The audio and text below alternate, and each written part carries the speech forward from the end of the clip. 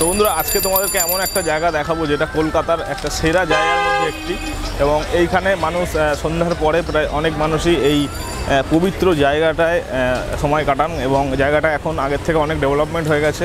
এবং সেটা হচ্ছে আমার পাশেই তোমরা দেখতে পাচ্ছ কবিগুরু রবীন্দ্রনাথ ঠাকুরের সমাধির প্রাঙ্গণ। তো বন্ধুরা এই যে সমাধিস্থল, তোমাদেরকে সমাধিস্থলে ঢুকতে গেলে সকাল 9টা থেকে সন্ধ্যে 7টার মধ্যে আসতে হবে। এবং ডান দিকে দেখো ঠিক ভূতনাথ মন্দির, এবং তোমাদেরকে বাঁ দিকে যদি দেখাই নিমতলা মহাশ্মশান।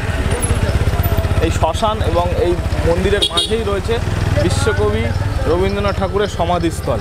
তো এই হচ্ছে সমাধি প্রাঙ্গণ। তো বন্ধুরা আমরা এই দেখতে যাচ্ছি বিশ্বকবি রবীন্দ্রনাথ ঠাকুরের সমাধি। দেখো এই এন্ট্রান্সটা এরকম, এদিক থেকে কি সুন্দর পার্ক, সুন্দর গাছে সাজানো এবং গাছগাছালিতে সাজানো, এবং সামনেই যদি আমি তোমাদেরকে দেখাই সেই বিশ্বকবি রবীন্দ্রনাথ ঠাকুরের সমাধিস্থলটা ঠিক এতটা এইখানে সুন্দরভাবে সাজানো, এবং দূর থেকে লঞ্চের অসাধারণ ভিউ। এবং এই হচ্ছে সমাধিস্থল, এই যে ডান দিক, এটা হচ্ছে গঙ্গার পাড়ে। এই বাঁ দিকটা দেখো কি সুন্দর বসার জায়গা, এবং পুরো এই প্রাঙ্গণটা রবীন্দ্রনাথ ঠাকুরের স্মৃতি বিজড়িত এরকম একটা সুন্দর জায়গা, যেটা তোমরা অনেকেই হয়তো জানবে না। এই সমাধিস্থল আজকে তোমাদেরকে দেখাচ্ছি আমি এই ভিডিওটির মাধ্যমে। আর কাছ থেকে দেখবো, দূর থেকে দেখো এরকম একটা ছোট্ট ঘরের মতো করা, যেটা এখানেই শায়িত রয়েছেন বিশ্বকবি রবীন্দ্রনাথ ঠাকুরের মৃতদেহ এই ভূমির নিচেই। তো আমি দেখতে পাচ্ছি একজন বয়স্ক উনি এখানে ঘুরছেন। তো আরও একজন এই সমাধিস্থলটার মধ্যে দেখো এই যে বসে রয়েছে, এবং হয়তো কোনো পুজো প্রক্রিয়া করছেন। জায়গাটা সবারই খুবই আন্তরিক, এরকম একটা জায়গা অনেকেই সবাই দেখতে আসতে চান। এবং রবীন্দ্রনাথ ঠাকুরের এই হচ্ছে সমাধির স্থল। সালটা পেছনে লেখা রয়েছে, দেয়ালে আমি যদি জুম করে তোমাদেরকে দেখাই। বন্ধুরা এই দেখো এইখান থেকে গঙ্গার একটা অসাধারণ ভিউ, এবং দিনে রাত্রে সবসময় উপভোগ করা যায়। সমাধিস্থলের ঠিক পাশেই এই প্রাঙ্গণটা করা হয়েছে। দূরে এই হাওড়ার ব্রিজ দেখো, উপভোগ করা যাবে এরকম সুন্দর। দেখছো লাইটিং হচ্ছে হাওড়ার ব্রিজ। এই হচ্ছে কলকাতার একদম শেষ প্রান্ত, ওই পারে হাওড়া এই পারে কলকাতা, এরকম একটা জায়গায় রবীন্দ্রনাথ ঠাকুরের সমাধিস্থল। আমরা ছোটোবেলা থেকে রবীন্দ্রনাথ ঠাকুরের কত কবিতা, গদ্য, গান, গল্প, নাটক, রবীন্দ্রসঙ্গীত কত কিছু পড়ে দেখে শুনে বড় হয়েছি। এরকম একটা শ্রেষ্ঠ কবির সমাধিস্থল কিন্তু এটা। আজকে থেকে প্রায় 85 বছর আগে 1941 সালে 7ই আগস্ট কবিগুরু রবীন্দ্রনাথ ঠাকুর মানব শরীর ত্যাগ করে পরলোক গমন করেন। এইখানেই রবীন্দ্রনাথ ঠাকুরের শেষকৃত্য এই স্থানেই করা হয়, এবং তাকে সমাধিস্থ করে এরকম একটা সুন্দর বেদি তৈরি করে দেওয়া হয়। রবীন্দ্রনাথ ঠাকুর ছিলেন ভারতবর্ষের মধ্যে শ্রেষ্ঠ একজন লেখক, যার ছেলেবেলাটা কেটেছিল শান্তিনিকেতনে। শান্তিনিকেতনে রবীন্দ্রনাথ ঠাকুরের স্মৃতি বিজড়িত নানান দেখার জিনিস রয়েছে। সেইখানকার পাঠশালা, এবং যেখানে তিনি বাচ্চাদেরকে পড়াতেন, ছাতিমতলা, সেই সঙ্গে একটা জাদুঘর রয়েছে, একটা মিউজিয়াম করা রয়েছে, যেখানে রবীন্দ্রনাথ ঠাকুরের ব্যবহৃত সমস্ত জিনিস রয়েছে। সেগুলো দেখতে গেলে কিন্তু উপরে আমি আই বাটনে লিঙ্ক রয়েছে, এরকম ভিডিও রয়েছে, শান্তিনিকেতন নিয়ে অনেকগুলো ভিডিও রয়েছে, চাইলে তোমরা গিয়ে দেখতে পারবে। তো কবিগুরুর শেষ জীবনের বেশ অনেকটা অংশ শান্তিনিকেতনে কাটানোর পরে তিনি জীবনের একদম শেষ মুহূর্ত পর্যন্ত তিনি কলকাতাতেই ছিলেন। এই হচ্ছে ব্যাকগ্রাউন্ড চিত্র। আরও কয়েকটা ছবি দিয়ে ডেকোরেশন করা উচিত ছিল।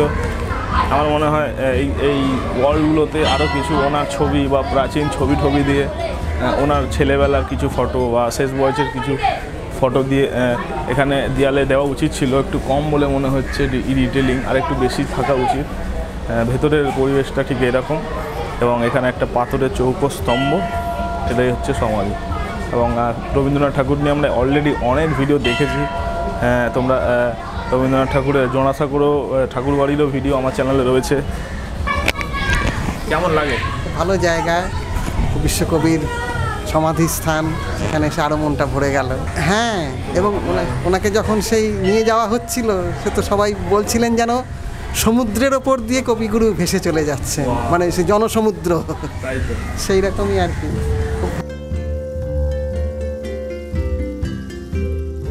ভালো লাগলো, খুব ভালো জায়গা। পাশেই আবার ভূতনাথের মন্দির। হ্যাঁ, সন্ধ্যেবেলায় জায়গাটা খুব মনোরম জায়গা। লাগছে তোমার? ভালো লাগছে। এখানে এর আগে এসেছিলে? হ্যাঁ। তো রবীন্দ্রনাথ ঠাকুরের ব্যাপারে তুমি কতটা কি জানো? যে কবিগুরু রবীন্দ্রনাথ ঠাকুরের বলেছিলেন তিনি অনেক বড় চিত্রশিল্পী। তিনি বলেছিলেন তার ছবি যেমন নীরব, তিনিও তেমন নীরব। তার 2000-এরও অনেক কোটি ছবি আছে।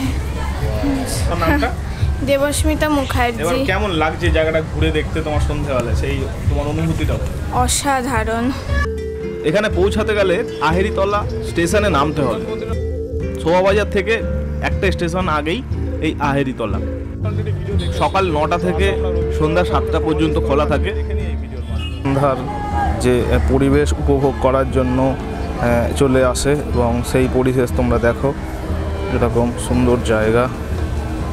এই হচ্ছে রবীন্দ্রনাথের সমাধিস্থল এবং মূল যে সমাধি কক্ষ যেটা রয়েছে সেটা রয়েছে এই সামনেই।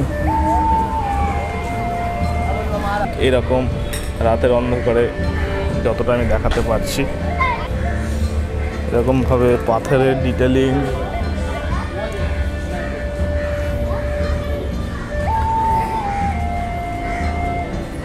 তাকে পুরো রবীন্দ্রনাথ ঠাকুরের মতো দেখতে। দেখো একজন ভেতরে বসে ওনাকে শ্রদ্ধা জানাচ্ছেন। এবং তো বন্ধুরা, এখন প্রায় 7টার কাছাকাছি বাজে এবং 7টা পর্যন্ত এই জায়গাটা খোলা থাকে, সকাল 9টা থেকে। তো তোমাদেরকে তার আগে আসতে হবে এরকম বিশ্বকবি রবীন্দ্রনাথ ঠাকুরের সমাধিস্থল দেখতে।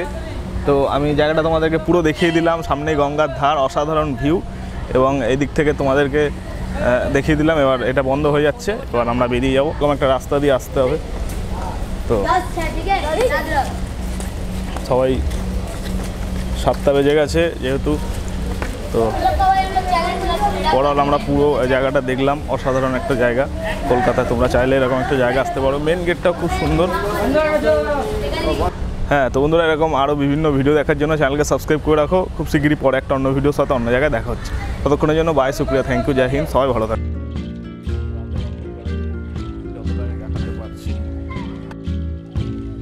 রবীন্দ্রনাথ ঠাকুরের কলকাতা অসাধারণ।